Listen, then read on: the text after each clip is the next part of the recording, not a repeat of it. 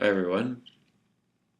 So I'm doing this vlog because what I was writing in my blog for today, which this video I'm going to put it right at the right spot in my blog that I was writing tonight, and the words that I was writing was not enough to convey the depth of my experience, and so I really had to just do a video here speaking about it, explaining the point. So I was working this afternoon tonight on this point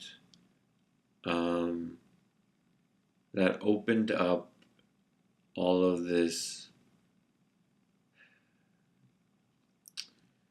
So to really place it into perspective, I was 13 years old in middle school, 7th grade, and from then and well into at least 18.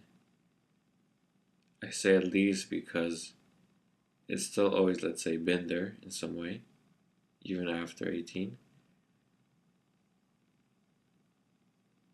But it's really hard to understand the depth of what I'm going to be trying to explain here, the amount of time, the amount of investment, my constant experience in relationship to this point.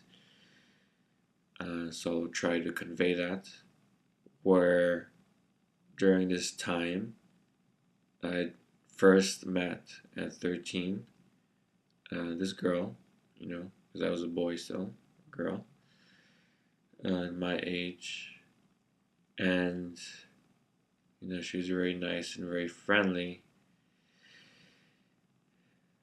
The point is that it was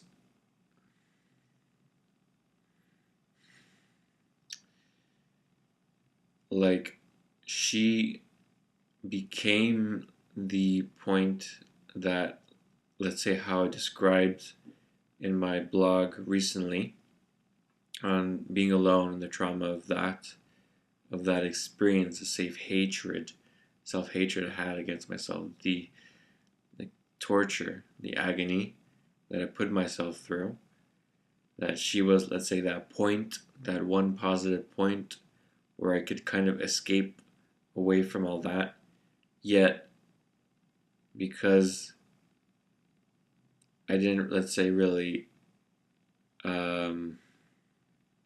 let's say, have her, my days were just filled with that, all that pain that is so hard to understand. I'm trying to find a way to explain it. Like, I guess maybe if I break it down really simply, Monday, Tuesday, Wednesday, Thursday, Friday, Saturday, Sunday, yes, I did all my work, but when I finished all my work, all my studies in school, which was my work, and yes, I had my time where I played games, but any time, any moment where I looked into personal things, it was just that constant experience of why can't I be with her? Why can't this work out? Why can't I be different? And like, for example, I would go on trips and I would still be thinking about her. There would be, let's say, girls who, let's say, would be flirting with me or show interest in me, yet I would still be thinking about her and not even consider, let's say, these other girls, and would even laugh it off and laugh in their face about the idea of being with them, where I would use that point of how bad an emotional pain that I felt about not being with this one person as a reason for me to be like, well, I'm going to be going through this physical pain that I have to go through, but it's no big deal because the emotional pain and suffering I'm going through is way worse than that. Where it's constant moment, every single moment of my day, of waking up, of going to go eat something, of going from here to there. As soon as I think about her, it was just every single moment, every single minute, every single hour on end. And yes, when I did my studies, I was focused. I don't understand how that could be. But I did, my own studies, my own things, but it was always a constant presence of that pain, and I don't even want to use the word depression because depression would seem like something much more gentler and nicer than what I was going through.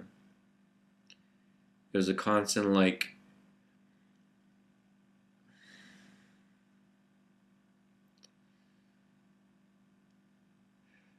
I guess like needles constantly poking me and keeping me awake, I suppose. Yet being so tired of it. Maybe that's the best way to describe it. And that's constant experience through high school,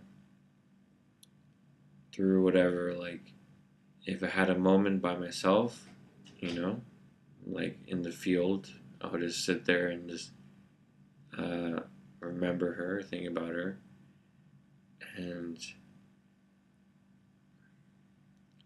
it's really hard for someone to understand that level of a real torture of myself that logically, rationally was completely unnecessary or unneeded. And I would rationalize to myself because we were in different schools in high school, so I wasn't, let's say, in the same school as her, but I would still be thinking about her. And also for you to understand the level and depth of that connected to certain moments of the real world, of telephone calls, calling her, having my cell phone, trying to call her, trying to leave a voicemail message, or trying to, I don't know, even going to fantasies and imaginations of one day meeting her when I'm older, or something like that. But in terms of the real world stuff, it's having now this connection of how I've existed and connecting that to telephone calls and talking to people on the phone and all that anxiety and stress, because there was a time period very early on when we had a lot of phone calls, and I remember that level of energy within me. That's kind of an excitement of some sort, but obviously very much connected to my own self-hatred, my own um, shitty, painful experience. So, it's not a real excitement. It's a really painful excitement, really burdensome excitement. So, this is the point for me that came up, which is telephone calls. And that was the energy that came up. And I was connected. I could trace it back to this because, again, I was, trying to see okay, is this connected to what I've been working on recently? The point of this trauma from being alone. And I could see that it was, and it's connected to having this one person that I want to speak with on the phone, that I want to connect with, that I want to have part of my life.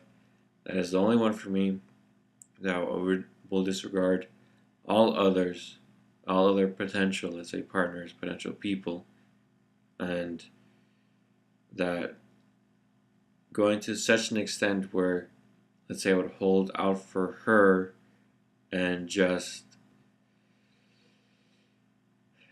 even now, like that point of imagining meeting her again, being a real resonant energy experience, and hoping that it will still work out, which is something that I would even fantasize when I was 16 or so. Imagining, like, okay, we're not together anymore in the same school, but one day I imagine it working out, you know? So it's kind of like, you understand this constant experience like this. Like, yes, like I had my schoolwork, yes, I did all my things, I was very smart, and, I had my own games that I played that took me out of that experience. But in all those moments, constantly, consistently, it was there outside of that.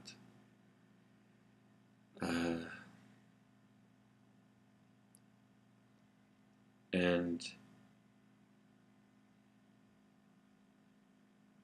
I could go further in detail, but that's all that's needed, I see, for this. So that right there, those 6 years of that fixation of this one person with a constant experience of this exact point that I was writing about in my blog, of feeling that torturous, painful experience that doesn't even need to exist, yet I'm existing within that and thinking about this person, saying this person's my one person that I want to be with or I'm supposed to be with, and just absolutely hating myself for not being with this person, because there were opportunities where even they wanted to talk about that point, being together, but or at least address it. But in that moment, I just instinctively reaction played it off and like literally said that you're too immature, and that I see later on, when you're more mature, that things could work out or something like that. But definitely like those words, mature, immature. And because I was simply within that instinctual reaction of fear of being rejected, if it not working out at all. And she said, "Oh, okay." Kind of surprised. And that's literally what happened. And, it's just so much energy, so much torture, and so much agony and constant painful experience that I let myself be in for years. And that was just, with this one person, with the agony develop over time, but for sure, no one else that had so much agony and torture over for such an extended period of time than this one person. For others, it was shorter periods of time, but this energy level, this resonance, is, let's say, built a foundation where in future relationships where it was dumped, it's just this energy, this self-hatred, this same snowball that's been growing larger and larger as it rolls down the mountain. Just, reared its ugly head. And it's just always present, no matter if it's supposed to be a happy time, like I'm in a relationship, it's still there dictating my actions to not be honest, not speak up, not live, not enjoy. And, in bringing forth these moments of my past, I can feel like in my back, the pain of it, like my body's like, I can feel the tension, the stress, the torture of it, of always existing that way, of feeling that way, of living that way, being so tight and controlling of myself, my expression, my honesty.